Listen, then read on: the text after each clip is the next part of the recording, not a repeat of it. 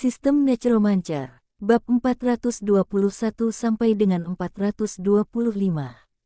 Bab 421 Raja Bajak Laut dan Peta Harta Karun. Yang Maha Tahu dari Laut Zamrud. Melihat nama buku itu, terlintas ide tentang amplop kosong yang bisa digunakan untuk mengirim surat kepada bajak laut di benaknya. Asal surat itu tidak diketahui.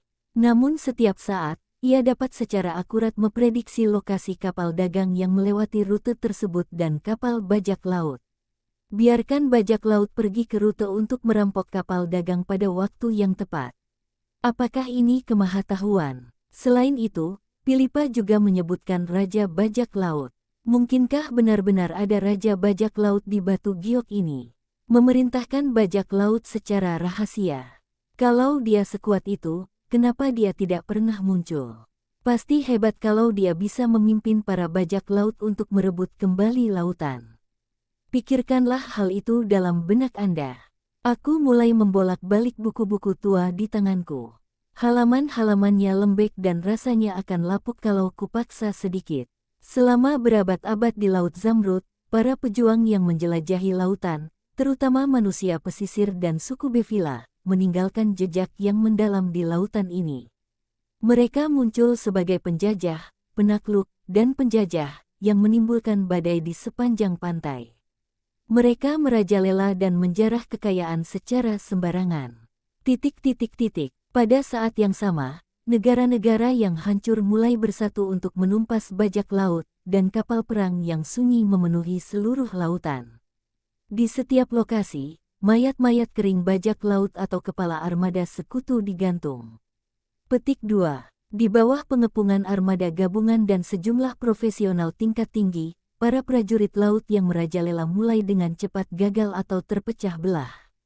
Sampai munculnya Herschel Reis, ia lahir di keluarga sederhana, tetapi memiliki darah laut yang mengalir di nadinya. Dia adalah utusan Dewa Laut dan dapat memprediksi kemunculan musuh dan lokasi kelompok pedagang. Memimpin para bajak laut, ia secara bertahap menyeimbangkan situasi antara kedua belah pihak. Di Pulau Barbari, jadilah Raja Laut Zamrud. Isi buku ini sangat panjang. Wu Heng memasuki kondisi konsentrasi dan membacanya dengan cepat. Bahasa yang digunakan penulis agak aneh, menggambarkan kebrutalan bajak laut dan dampaknya terhadap penduduk sekitar. Bajak laut juga disebut sebagai prajurit dan penakluk laut. Itu seperti membenci perbuatan jahat mereka, tetapi menghormati keberanian mereka. Sebagian besar konten menggambarkan kekacauan di Laut Zamrud saat itu. Bajak laut tidak dibatasi dan menjarah kekayaan dalam jumlah yang sangat besar dari laut. Hal ini menyebabkan semakin banyak orang menjadi bajak laut. Suatu lingkaran setan telah terbentuk sepenuhnya. Kemudian, semua negara mulai menekan bajak laut, armada, dan imbalan, membuat bajak laut yang tidak bermoral itu menjadi mangsa. Dunia ini bukan hanya tentang bentrokan senjata di kapal. Bertambahnya profesional tingkat tinggi menyebabkan para bajak laut menurun drastis. Pada saat ini, Herschel Reis muncul. Ciri khasnya adalah ia dapat mengetahui lokasi armada dan kafilah serta bermanuver di laut. Akhirnya, dia diakui sebagai Raja Bajak Laut. Benar-benar ada Raja Bajak Laut. Hal ini sedikit mengejutkan Wu Heng. Hal ini tidak dicanangkan sendiri, tetapi benar-benar diakui oleh para bajak laut di daerah ini. Kemampuan yang dijelaskan pada dasarnya sama dengan pesan yang disampaikan oleh amplop kosong. Apakah dia masih hidup? Tidak, kalau dia ingin hidup, dia harus diampuni atau diburu. Mana mungkin tidak ada berita sama sekali. Ada bajak laut yang mewarisi kemampuannya. Kemampuan ini bisa berupa benda ajaib atau kemampuan pribadi. Seseorang pasti telah memperoleh kemampuan ini. Meniru ulang isi buku, mengendalikan bajak laut. Itu tidak benar. Apa hubungannya kau mengikuti Raja Bajak Laut denganku? Kenapa kau terus-menerus dicari untukku? Masalahnya mungkin dapat disimpulkan. Tetapi gagasan untuk mengeluarkan surat perintah pencarian orang untuk diriku sendiri sama sekali tidak masuk akal. Saya baru saja tiba di Treasure Island, dan orang lain di asosiasi juga membunuh bajak laut, jadi mengapa hadiah uang saya terus meningkat? Aku membalik halaman terakhir dan menggerakkan jariku sepanjang sampulnya. Membuka celah di tengahnya, sebuah peta yang menguning dan berbintik-bintik diambil. Di tengah peta ada sebuah pulau kecil. Sial, peta harta karun. Meskipun tidak ada tulisan apapun di situ, namun dalam cerita tertulis seperti ini, jadi itu adalah peta harta karun. Dia mengeluarkan peta laut di tangannya dan membandingkannya. Saya mencarinya beberapa kali dengan teliti, tetapi tidak dapat menemukan lokasi serupa. Bukan di Laut Zamrud, atau mungkin pulau itu tenggelam seiring waktu. Saya mengambil gambar dengan tablet dan memasukkan peta itu kembali ke dalam buku. Setelah memikirkannya, saya merasa lebih baik memberi tahu Imiro. Jika Raja Bajak Laut ini benar-benar ada, asosiasi akan dapat menangani masalah ini dengan lebih baik jika mengetahuinya. Kembali ke ruang belajar Diaken. Dia mengetuk pintu dan masuk. Dia berkata langsung kepada Imiro, "Deken, aku menemukan sejarah singkat bajak laut di cincin luar angkasa tempat aku membunuh para bajak laut. Di situ disebutkan tentang Raja Bajak Laut dari Laut Zamrud." Imiro, yang duduk di hadapannya, menatap buku di tangannya dan berkata, "Aku juga pernah melihat buku ini. Isinya memang agak mirip dengan kisah surat kosong itu. Dahi." Jadi, pada saat itulah sejarah singkat bajak laut ini dicetak dan disebarkan ke khalayak ramai. "Ada juga peta," kata Wu Heng lagi. "Sebuah pulau kecil, satu di setiap buku." Yimiro berhenti sejenak sebelum melanjutkan, "Belum ada petunjuk langsung.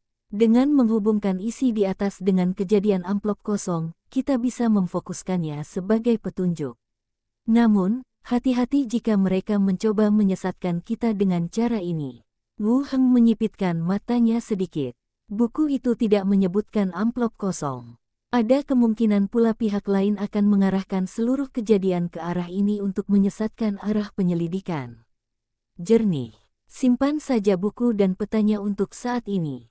Mungkin kau bisa menemukan sesuatu darinya, kata Imiro dengan tenang.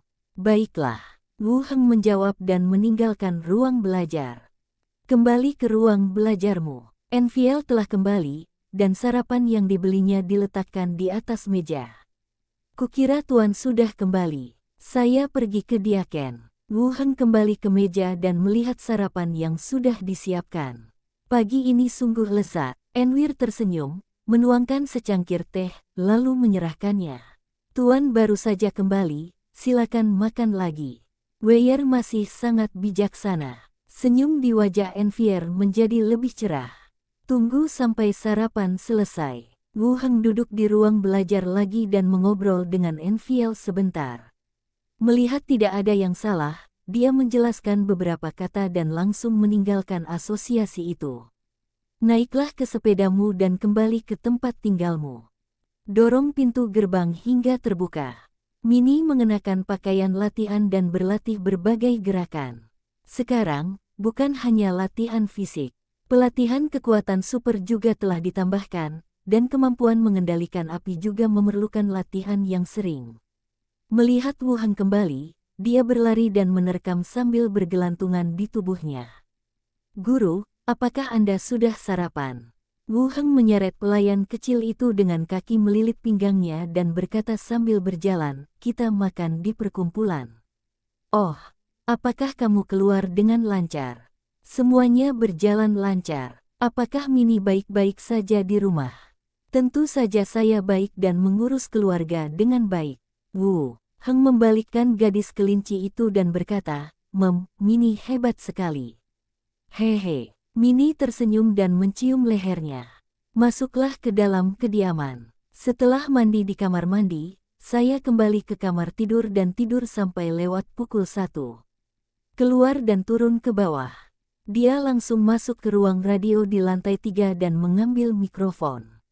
Pilipa, kamu di sana. Tak lama kemudian, suara malas Pilipa terdengar dari radio, tidur. Bagaimana keadaan di sana? Tanya Wu Heng. Aku baik-baik saja. Aku akan meninggalkan wilayah laut itu, jawab Pilipa, lalu bertanya, apakah kau membunuh kedua bajak laut itu? Tewas. Jenazahnya telah dikirim ke asosiasi untuk diautopsi. Setelah identitas jenazah diverifikasi, Diaken akan mengajukan permohonan ke kantor pusat agar Anda bergabung dengan pembisik rahasia. Bab 422 Keberangkatan. Hah, pergaulanmu sungguh merepotkan. Pilipa mengeluh. Tunggu beberapa hari. Aku juga menunggu beberapa hari ketika aku bergabung dengan asosiasi, kata Wu Heng. Berapa hari Anda akan menunggu? Setelah mengingat sejenak, dia berkata, sepertinya 3 hari. Harimu juga seharusnya sama. Oh, 3 hari sudah cukup. Setelah menceritakan kepada Pilipa tentang si pembisik, Wu Heng melanjutkan bertanya, teman bajak lautmu tidak meragukanmu, bukan? Tidak, saya bilang dia memberitahu asosiasi, dan kami juga menyita beberapa kapal yang mengikuti kami. Sekarang saya punya 3 kapal, kata Pilipa bangga. Kecuali seseorang menemukan stasiun radio itu, akan sulit melacaknya kembali ke Pilipa. Wu Heng memikirkannya, tetapi tidak melihat manfaat apapun dalam memiliki lebih banyak kapal. Jangan fokus mengembangkan kelompok bajak laut. Semakin banyak orang, semakin banyak masalah. Kita fokus saja mengumpulkan intelijen. Pilipa terdiam sejenak, sepertinya kau benar. Biar aku riset dulu dan jual perahunya, aku masih punya uang untuk dibelanjakan. Wu Heng tidak banyak bicara tentang masalah ini, tetapi terus menyebutkan buku yang diperolehnya. Pernahkah kamu mendengar tentang sejarah singkat bajak laut? Sejarah siapa yang kamu ambil? Sebuah buku berjudul Sejarah Singkat Bajak Laut, Sang Maha Melihat di Laut Zamrud. Siapa yang baca buku bajak laut? Aku belum baca satu pun. Seperti yang diduga, dia tidak tahu tentang buku ini. Wu Heng menjelaskannya secara singkat kepadanya. Kisah utamanya adalah tentang seorang raja bajak laut di Laut Zamrud yang dapat mengetahui pergerakan kapal di laut. Amplop kosong, seru Pilipa, dan juga teringat amplop kosong itu. Aku juga sudah memikirkan ini. Kau seharusnya sudah punya gambaran tentang masalah ini.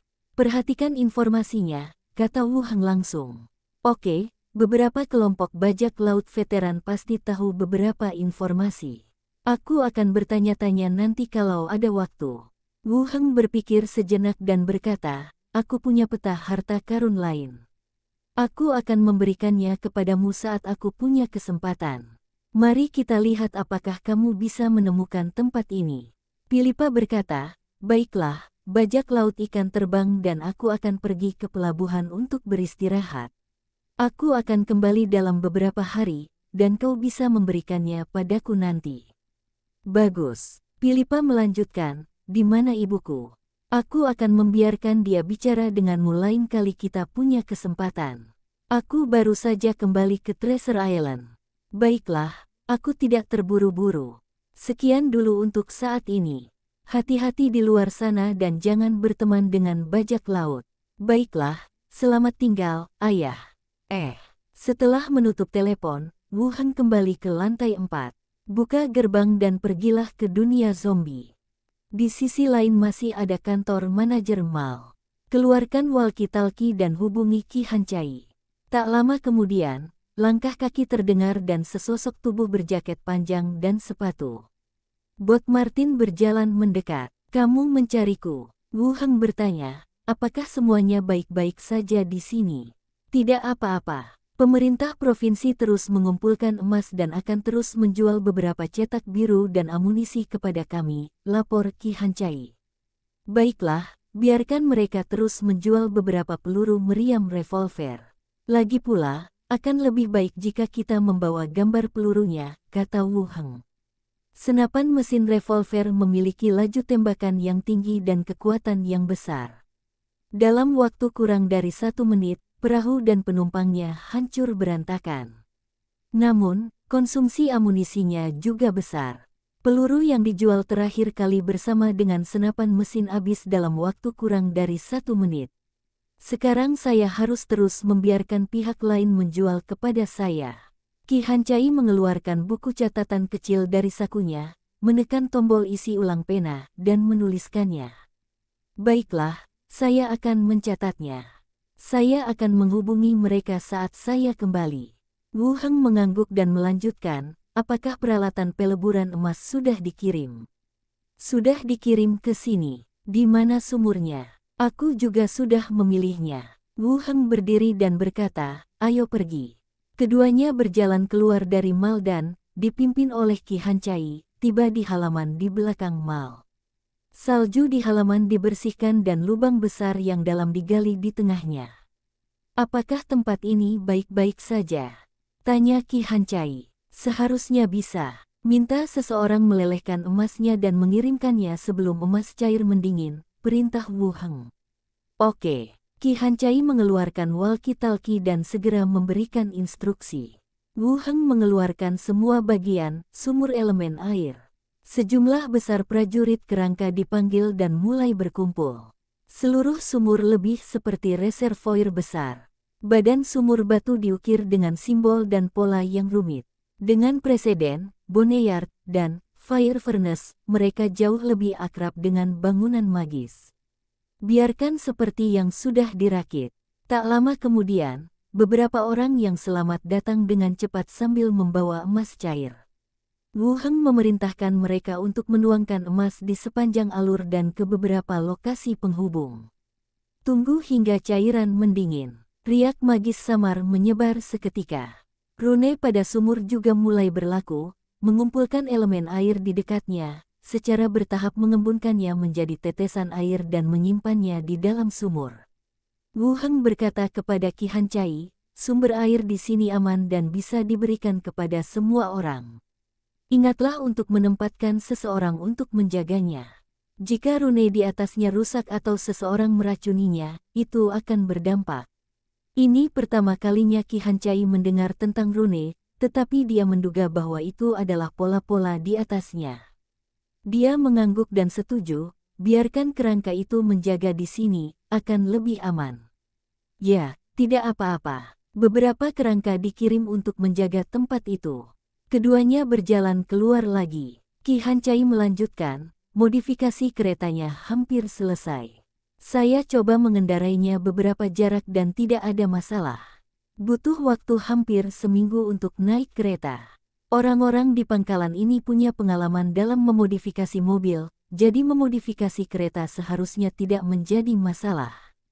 Kecepatannya pun tidak lambat. Wu Heng berpikir sejenak dan berkata, mari kita siapkan tenaga. Kita akan pergi ke kota berikutnya besok.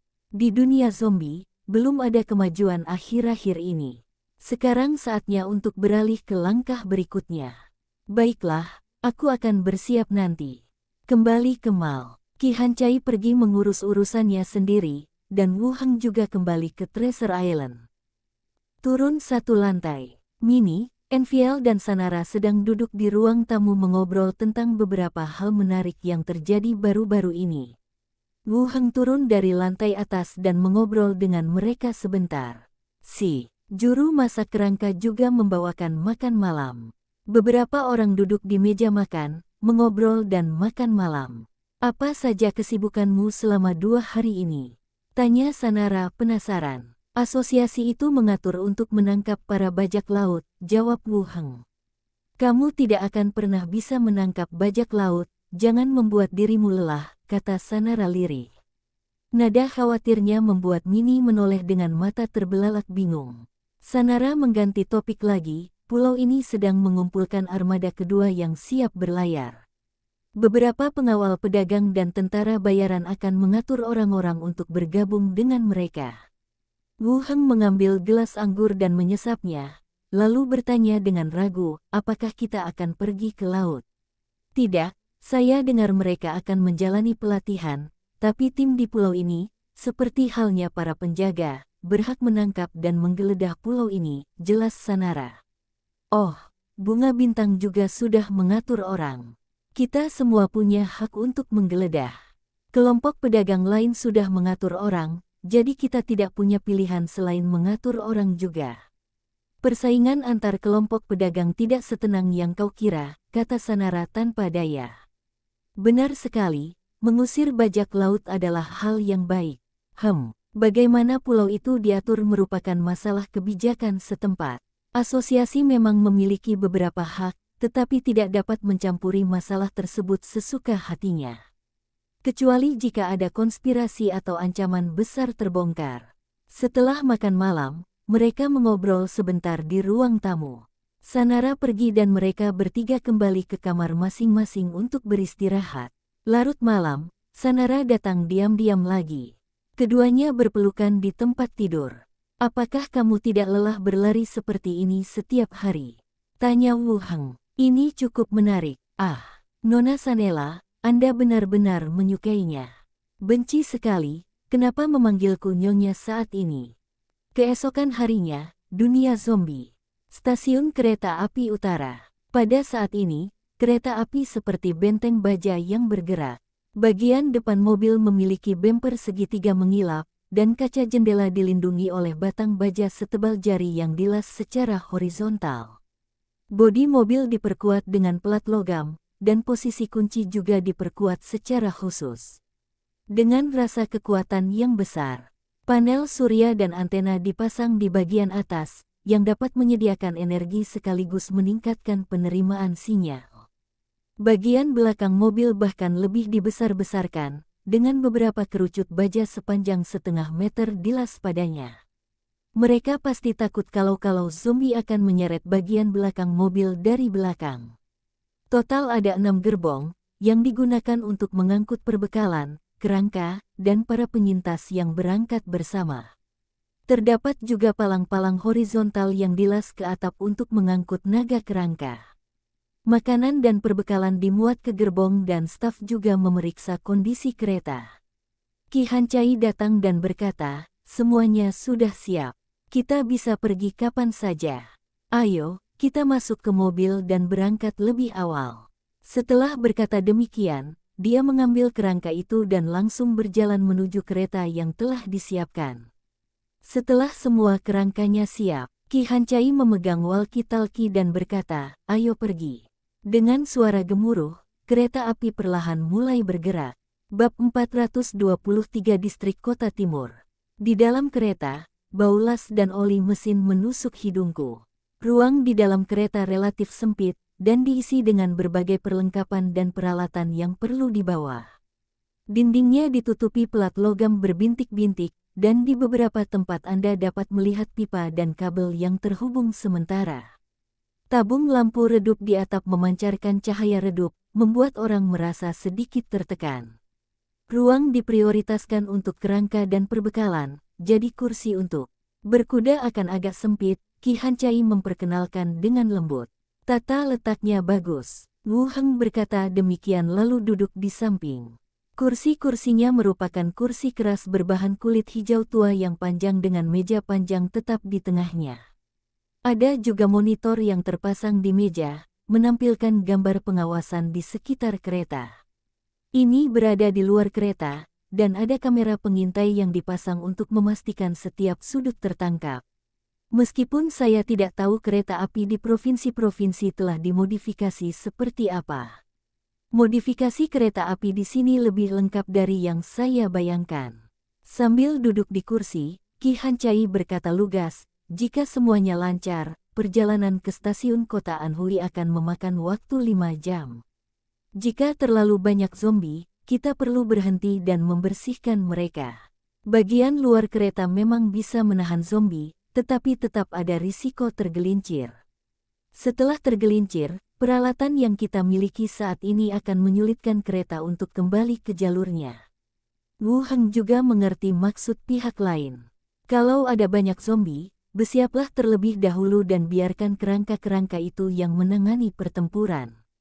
Zombie yang tersebar tidak dapat mengancam kereta yang telah dimodifikasi sejauh ini. Masalah utamanya adalah gerombolan zombie yang besar dan rintangan besar di rel kereta api. Selama Anda memperhatikan dan mempersiapkan diri terlebih dahulu, Anda akan baik-baik saja. Meskipun kereta membawa jumlah kerangka yang terbatas, level mereka masih lebih unggul dibandingkan dengan zombie. "Oke." Ki Hancai mengangguk, lalu melanjutkan, "Kami sudah membicarakan rencana menduduki stasiun dan bertukar perbekalan di jalur kota Anhui sebelumnya, tetapi mereka tidak mempercayai kami dan sikap mereka tidak terlalu ramah. Wu Heng berkata, ketika pasar terminal bus dibuka untuk umum, halte-halte lain juga mengambil sikap yang sama. Ketika Li Yahong dan saya membuka stasiun bus, ada gelombang ejekan dari semua tempat penampungan. Pada saat itu, Qi Hancai belum bergabung. Ketika pasar pabrik lama dibuka, militer telah membuka pasar terlebih dahulu, sehingga para penyintas lebih menerima. Sekarang setelah saya berada di tempat baru, situasi serupa terjadi lagi. Tapi itu bisa dimengerti. Dengan adanya zombie di mana-mana, orang-orang dari tempat lain datang ke pasar terbuka dan menukar makanan dengan emas. Siapapun yang berpikir normal akan meragukan keasliannya. Qi Hancai mengangkat alisnya sedikit, memangnya ada hal seperti itu. Aku tidak pernah mengejeknya. Wu Heng mengangguk, begitu kita menduduki stasiun, orang-orang di tempat perlindungan akan mempercayainya. Yah, kau benar. Ledakan gelombang. Saat kereta meninggalkan kota, suara tabrakan mulai terdengar di luar. Keduanya melihat ke monitor pengawas di satu sisi dan melihat zombie di kedua sisi rel tertarik oleh suara kereta. Bergegas langsung menuju kereta. Para zombie yang menghalangi jalan hancur berkeping-keping. Zombie yang menabrak badan kereta di kedua sisi juga tertiup oleh inersia kereta. Selain suara benturan yang dapat didengar, saya tidak merasa hal itu menyebabkan dampak apapun. Wu Heng mengalihkan pandangannya dari monitor dan memperhatikan perintah panel. Zombie yang terbunuh oleh kereta api tidak menunjukkan poin pengalaman yang ditambahkan. Sepertinya itu tidak dihitung sebagai pembunuhan menurutku. Sayang sekali. Qi Hancai mengambil walkie-talkie dan bertanya tentang situasi di dalam taksi. Wu Heng membuka panel dan memeriksa atributnya. Nama, Wu Heng. Tingkat, 15,13.585/195.000. Atribut, kekuatan 41, kelincahan 31, konstitusi 44, kecerdasan 43, persepsi 28, karisma 29. Prestasi, penguasaan pedang satu tangan menengah, penguasaan pedang dasar, penguasaan tongkat menengah, latihan arcana, pengetahuan jiwa. Adaptasi mayat hidup, perapalan yang dipercepat, fokus yang dipaksa, master perapalan, fokus yang tak kenal lelah. Kemampuan, ilmu pedang elang abu-abu, level pemula, kekuatan kehendak yang diperkuat, penginderaan energi jiwa, potensi ledakan, akselerasi penyebutan mantra, nafas orang mati, kehadiran ilahi. Keahlian, penjaga tulang, nafas kematian, objek animasi, baut petir. Lihatlah waktu ini. Saya memang agak malas akhir-akhir ini. Nilai pengalamannya hanya 13.000, yang masih jauh dari 190.000. Dunia lain masih menimbulkan ancaman yang cukup besar. Levelnya masih perlu dinaikkan sesegera mungkin. Apakah Anda ingin minum sesuatu? Tanya Qi Hancai setelah meletakkan walkie-talkie. Wu Heng menutup panel dan bertanya, apa yang terjadi? Bir, minuman ringan, air mineral. Sesuai dengan pesan dari mobil. Air mineral, ya. Qi Hancai membuka lemari di sampingnya dan mengeluarkan 2 botol air mineral. 1 botol per orang. Qi Hancai melanjutkan bertanya, apakah kamu kenal orang-orang di bengkel mobil itu sejak awal? Lingkungan tempat kami tinggal cukup dekat, dan kami bertemu dengannya saat membersihkan zombie. Wah, Saudari Yahong sungguh beruntung. Qi Hancai sedikit iri dan menambahkan, aku juga beruntung. Wu Heng mengangguk dan terus bertanya, apa perhentian selanjutnya? Qi Hancai melirik peta, stasiun distrik Dongjiang. Stasiun distrik Dongjiang. Di luar stasiun, di jendela di lantai 5 sebuah gedung. Seorang pria mengenakan jaket hitam bernoda minyak dan menenteng ransel tempur tengah melihat ke bawah dengan teleskop. Amati dengan saksama situasi di sisi berlawanan. Wajahnya serius dan dia tetap diam. Di belakang, tumpukan barang-barang lain digunakan untuk membuat api unggun. 5 orang, baik pria maupun wanita, sedang menghangatkan diri di dekat api unggun sambil menunggu kabar. Bagaimana? Apa banyak zombie? Tanya seorang wanita berambut pendek. Pria yang sedang memeriksa situasi berkata dengan sungguh-sungguh, ada banyak. Ada ratusan di dalam dan di luar aula. Seharusnya ada lebih banyak lagi di stasiun atau tempat lain. Wanita itu melindungi dirinya dari sinar matahari dengan tangannya dan melirik ke kejauhan. Adakah cara untuk mengalihkannya? Sulit. Kita menyelinap masuk dengan hati-hati. Kalau kita ribut sedikit dan zombie di luar rusuh, kita semua bisa mati di sini, kata seseorang di belakang. Kalau itu tidak berhasil, kita bisa naik mobil lewat jalan raya saja. Tunggu, kata pria yang memegang teleskop itu tiba-tiba. Yang lainnya segera menjadi gugup, memadamkan api, dan menghunus senjata mereka. Ada apa? Pria itu berkata dengan nada bingung, semua zombie di stasiun menyerbu masuk. Mereka sepertinya tertarik oleh sesuatu. Beberapa orang datang ke jendela dan menonton dari jauh. Sejumlah besar zombie menyerbu stasiun seperti orang gila. Seolah-olah saya tertarik oleh sesuatu. Apakah ada yang selamat lainnya? Terdengar suara dari interkom, ini taksi pengemudi. Kita akan segera memasuki stasiun. Ada banyak zombie di stasiun. Mungkin berbahaya untuk menerobos masuk. Kedua orang yang tengah mengobrol itu mengarahkan pandangan mereka ke monitor di samping. Di depan mobil, Anda dapat melihat zombie berkeliaran di stasiun di kejauhan. Itu tidak bisa disebut segerombolan zombie, tetapi jumlah mereka masih lebih dari 100. Apakah kita ingin bergegas? Seharusnya tidak ada masalah dengan rel kereta api, kata Ki Hancai. Wu Heng menatap monitor dan berkata, berhati-hatilah. Suruh supir bersiap memarkir mobil dan membersihkan zombie di sini dulu. Baiklah. Ki Hancai menghubungi taksi pengemudi. Kereta mulai melambat dan perlahan berhenti. Gerbong kereta terbuka satu persatu, dan kerangka-kerangka berhamburan keluar, dengan cepat membentuk formasi di bagian depan. Kereta. Suruh kereta api membunyikan klaksonnya. Bunyi bip gelombang. Terdengar bunyi klakson mobil yang memekakkan telinga. Para zombie di stasiun yang jauh langsung menoleh dan melihat ke sini. Detik berikutnya, ia mengeluarkan serangkaian raungan dan mulai berlari ke arah sisi ini. Pada saat yang sama, para zombie di ruang tunggu juga tertarik, menerobos kaca, mulai berkumpul di rel kereta api, dan bergegas menuju sisi ini. Lempar tombaknya, lepaskan. Desir-desir gelombang. Tombak-tombak tebal dilempar keluar. Tombak itu jatuh ke tengah-tengah para zombie dengan suara berderak. Sekelompok zombie tertusuk tombak dan jatuh ke tanah, membuat zombie di belakang mereka tersandung. Para zombie di belakang terus meraung dan berlari liar, menabrak formasi tombak. Dalam sekejap, suara jeritan dan suara senjata tajam yang menusuk daging bergema di seluruh area.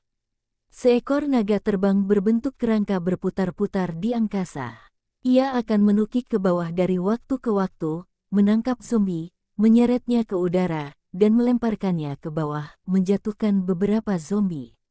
Jumlah kerangka yang dibawa tidak banyak, tetapi levelnya pasti menjadi keuntungan. Para zombie itu jatuh satu demi satu, lalu bangkit lagi satu demi satu. Bab 424 Hantu dan Hal Baik Lainnya. Pertarungannya lebih mudah dari yang Anda kira. Zombie berjatuhan satu demi satu, dan bau darah memenuhi udara.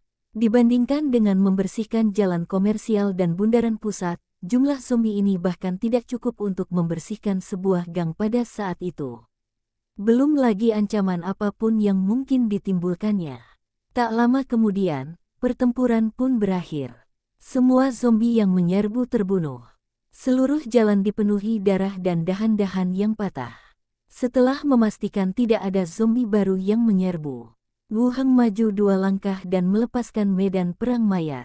Para zombie yang tumbang berubah menjadi kerangka dan berdiri, mengibaskan daging yang patah dari kerangka mereka. Bersihkan medan perang dan singkirkan puing-puing dari rel. Tabrakan gelombang. Kerangka-kerangka itu mulai bergerak, membersihkan semua potongan daging, kain, dan puing-puing di rel. Rel telah dibersihkan. Kereta terus mendekati peron di depan. Ini adalah stasiun kecil dengan tulisan, Stasiun Distrik Dongjiang, di bangunannya. Sekarang sudah siang, ayo kita turun dari bus dan menghirup udara segar sebelum melanjutkan perjalanan. Kata Qi Hancai, jika Anda dalam perjalanan normal, tidak masalah apakah Anda berhenti atau tidak. Sekarang telah berhenti, dan stasiun dapat digeledah. Anda juga dapat mengambil istirahat normal.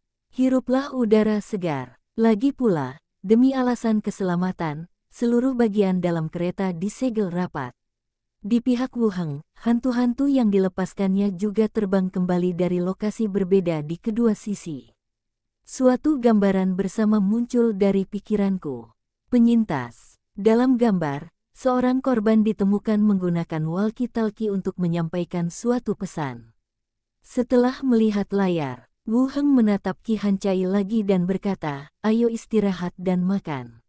Ayo masuk, ada yang selamat di dalam. Kita lihat saja nanti.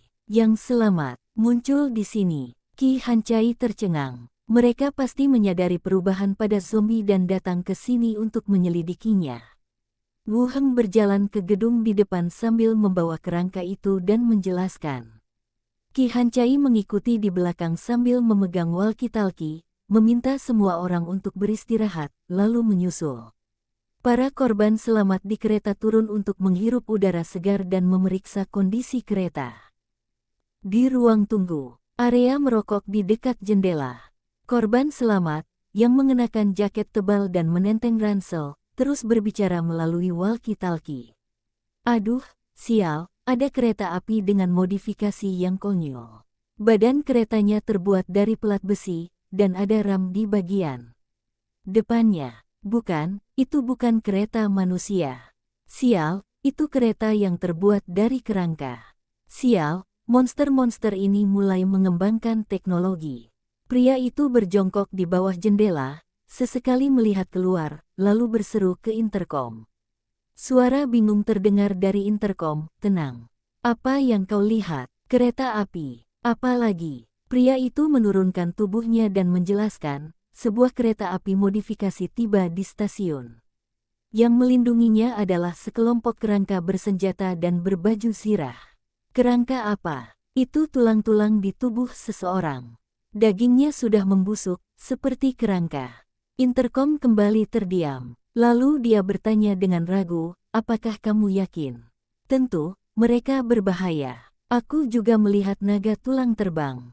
Aku harus pergi dulu. Ledakan-ledakan gelombang. Sebelum dia selesai berbicara, terdengar ketukan di pintu. Suara yang tiba-tiba itu membuat jantung lelaki itu berdetak kencang.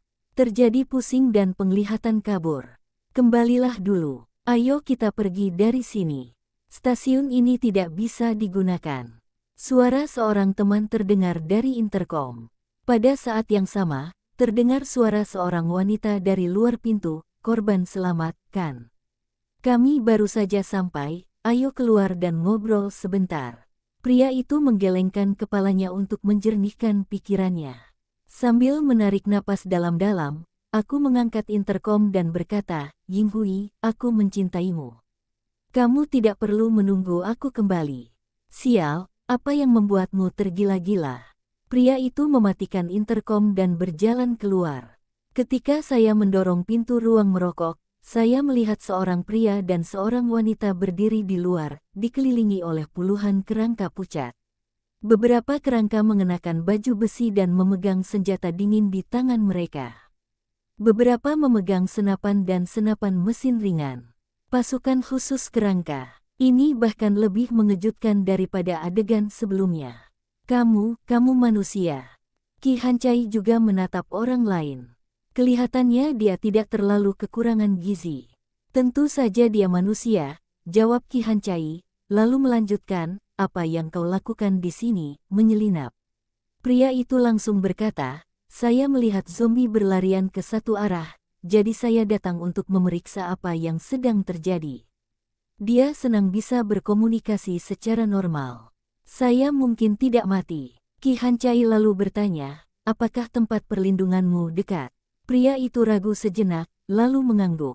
Qi Hancai melirik Wuheng di belakangnya dan berkata langsung, baiklah, kalian boleh pergi sekarang. Kami sudah menempati tempat ini. Kalau kalian punya emas, material, atau alat khusus, kalian bisa datang ke sini untuk menukarnya dengan makanan.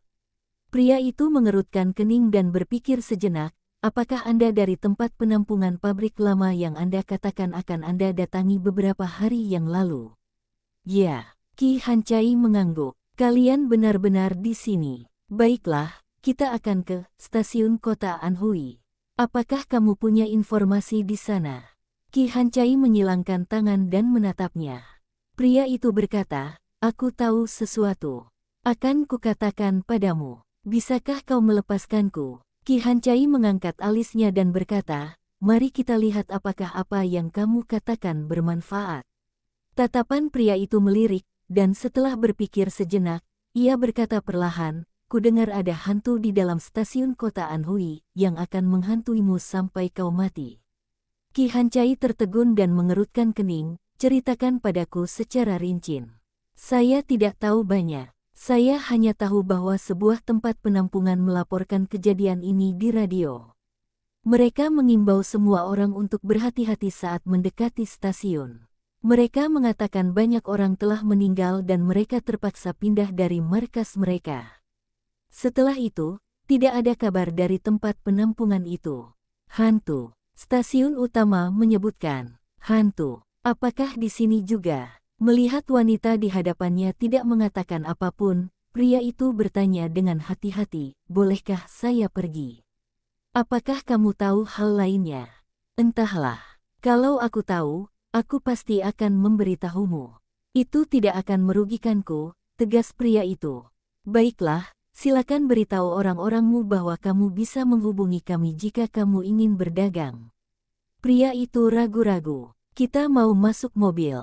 Ki Hancai melirik ke dalam stasiun dan berkata, kita tidak melihat lokomotif tambahan. Kalaupun ada, itu semua milik kita sekarang. Kalau kalian menginginkannya, kalian harus menukarnya dengan barang-barang yang kita butuhkan. Saya mengerti. Saya akan menyampaikan beritanya. Ki Hancai melanjutkan, tempat ini akan ditutup untuk sementara waktu. Jika Anda ingin berdagang, silakan hubungi kami melalui radio. Kami tidak dapat menjamin keselamatan Anda jika Anda datang ke sini dengan gegabah. Oh, baiklah. Pria itu mengangguk dan berjalan keluar dengan hati-hati. Lihat ke belakang sesekali untuk memastikan apakah pihak lain mempunyai niat menyerang Anda. Setelah keluar pintu, dia lari. Wu Heng berjalan mengelilingi aula. Meskipun sudah lama ditinggalkan, namun infrastruktur, beberapa supermarket dan toilet masih relatif utuh. Saya melihat Ki Hancai kembali. Orang itu sudah pergi. Ayo pergi. Beritahu orang-orang di tempat penampungan terdekat bahwa mereka ingin berdagang dengan kita dan mereka bisa datang dalam beberapa hari dengan membawa emas atau perbekalan, kata Ki Hancai. Baiklah, asalkan itu tidak mengancam kita. Ki Hancai melirik kerangka yang memegang senjata dan berkata, kecuali brigade artileri datang, tidak ada yang bisa mengancammu. Wu Heng masuk ke supermarket dan melihat barang-barang berserakan di lantai. Biarkan semua orang masuk dan bawa semua yang bisa dimakan dan digunakan. Ki Hancai mengeluarkan walkie-talkie dan memberi perintah. Beberapa penyintas datang dengan gembira dan mulai mencari perbekalan. Sekalipun ruang di dalam bus sempit, Anda harus membawa semua makanan dan minuman. Ki Hancai terus bertanya, apa yang harus kita lakukan dengan stasiun ini? Biarkan kerangka suara menjaganya. Kita akan mengamati situasinya lalu mengirim orang untuk mendudukinya. Bagus. Wu Heng mulai menugaskan tugas kepada kerangka itu. Orang-orang lainnya mencari perbekalan. Setelah semuanya digeledah dan kereta api diperiksa ulang, semua orang kembali ke bus dan melanjutkan perjalanan menuju stasiun kota Anhui. Di dalam mobil, Wu Heng mengumpulkan semua perhiasan emas dan perak yang dijarahnya dari mayat-mayat. Ki Hancai duduk di tanah dan berkata, pria itu baru saja menyebutkan sesuatu. Katanya ada hantu di dalam stasiun kota Anhui. Kalau kau dihantui, kau takkan pernah berhenti. Aku sarankan untuk mendirikan pasar di stasiun sebelum stasiun kota Anhui agar terhindar dari hantu ini. Wu Heng tertegun. Hantu. Bab 425 Stasiun Kota Anhui. Apa yang kita sebut hantu di dunia ini sebenarnya adalah roh. Stasiun utama juga menyebutkan masalah hantu. Tingkat bahaya diberi peringkat paling tinggi, dan setelah ditemukan, area tersebut akan ditetapkan sebagai area terlarang. Karakteristik kebal sepenuhnya terhadap kerusakan fisik pada dasarnya tidak dapat dipecahkan dalam situasi saat ini. Qi Hancai melanjutkan, konon, ada markas penyintas di dekat stasiun. Mereka berkontak dengan hantu di dalamnya dan dihantui. Beberapa orang meninggal. Sejak itu, tidak ada kabar tentang tim itu. Jika hantu menyerang makhluk hidup, dampak yang ditimbulkan cukup besar. Hantu tersebut menghantui, atau secara langsung merasuki tubuh dan mengendalikannya untuk melompat dari gedung. Di kota Blackstone dan desa pertambangan, hantu bayi adalah sejenis hantu. Dampak jangka panjang pada desa membuat semua orang di desa menjadi gila dan mulai menyerang orang-orang yang memasuki desa dengan gila-gilaan. Apakah itu cerdas? Tanya Wu Heng. Apa? Qi Hancai mendongak dengan bingung. Apakah lelaki itu mengatakan apakah hantu bisa berkomunikasi? Berkomunikasi dengan hantu. Mata Qi Hancai sedikit melebar. Apa yang bisa dikomunikasikan dengan hantu? Seperti di film, menyalakan 2 batang dupa, atau mengundang hantu untuk merasuki Anda. Berbagai pikiran berkelebat di benaknya, dan ia melanjutkan, orang itu tidak mengatakan apa-apa. Dia hanya mendengarnya dari orang lain. Dia mungkin tidak tahu detailnya. Baiklah, tidak apa-apa jika aku tidak tahu. Qi Hancai ragu sejenak dan terus bertanya, masuk stasiun kota Anhui, atau satu halte ke depan. Ayo kita ke stasiun kota Anhui. Aku punya cara untuk mengatasi hantu. Jangan khawatir, dan jangan beritahu siapapun, nanti mereka takut. Bagus. Kereta api mulai meninggalkan stasiun. Suara itu sekali lagi menarik perhatian para zombie di sekitarnya.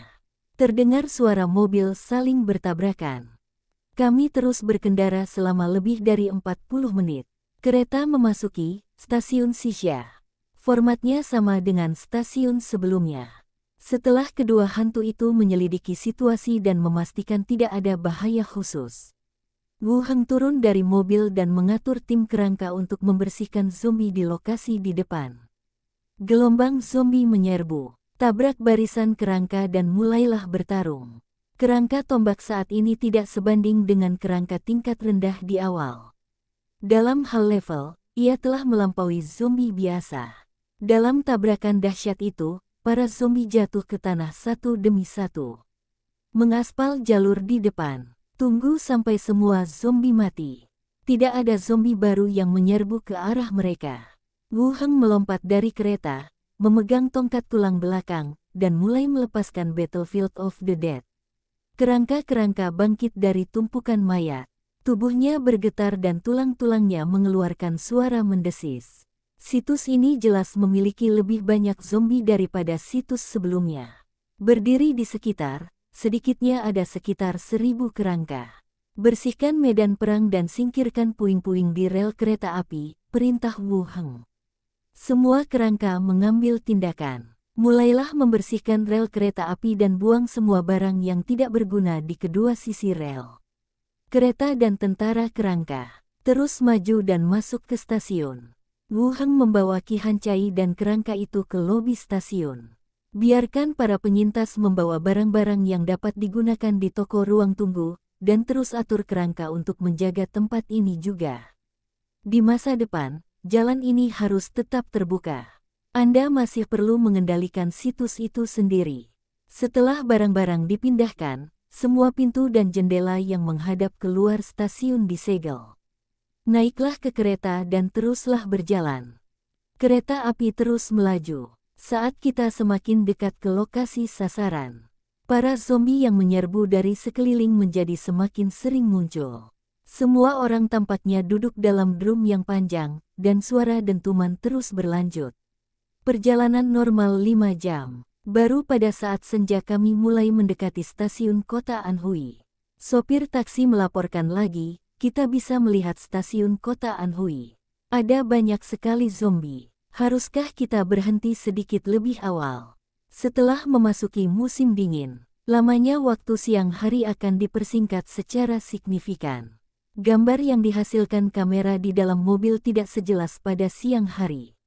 Anda dapat melihat garis-garis bangunan di dalam stasiun, serta sejumlah besar sosok yang berkeliaran. Meski itu hanya pemandangan yang kabur, namun dapat dilihat bahwa jumlah zombie jauh lebih banyak dibandingkan kedua stasiun sebelumnya. Hentikan mobilnya, ayo kita bersiap terlebih dahulu, kata Wu Heng langsung.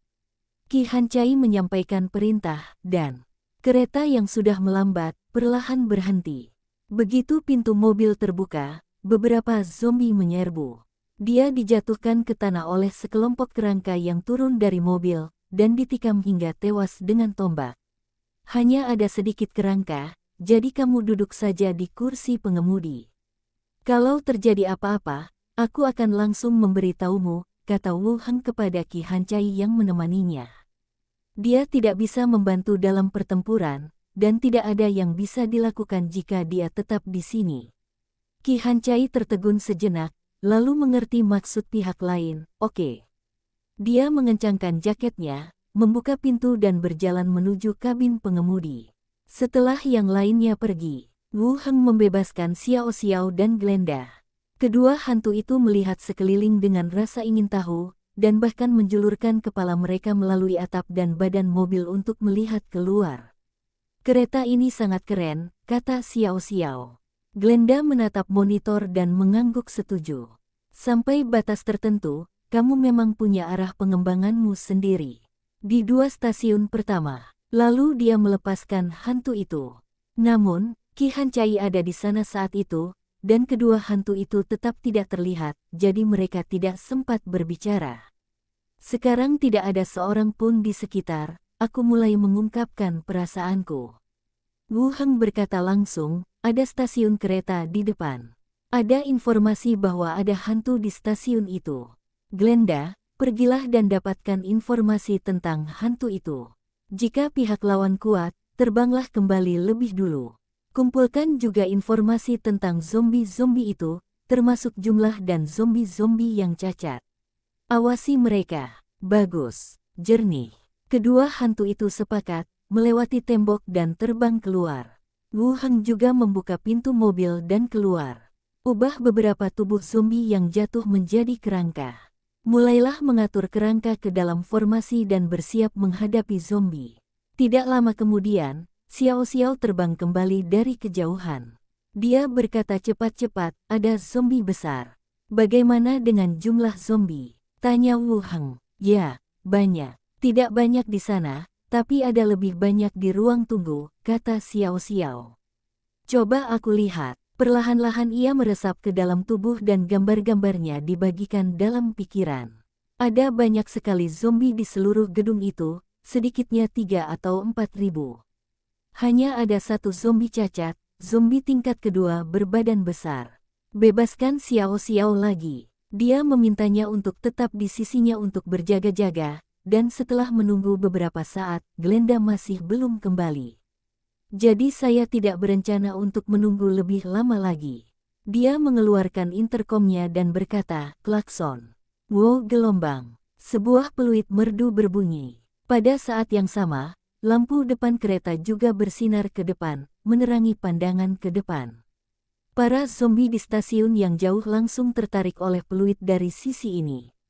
Mereka menoleh ke arah sini dan meraung. Mulai berlari ke arahku. Tak lama kemudian, terdengar suara kaca pecah. Lebih banyak zombie menerobos pintu kaca di pintu masuk. Mereka melompat dari panggung dan membentuk kelompok mayat yang padat, bergegas menuju sisi ini. Seperti aliran deras yang mengalir di sepanjang rel kereta api.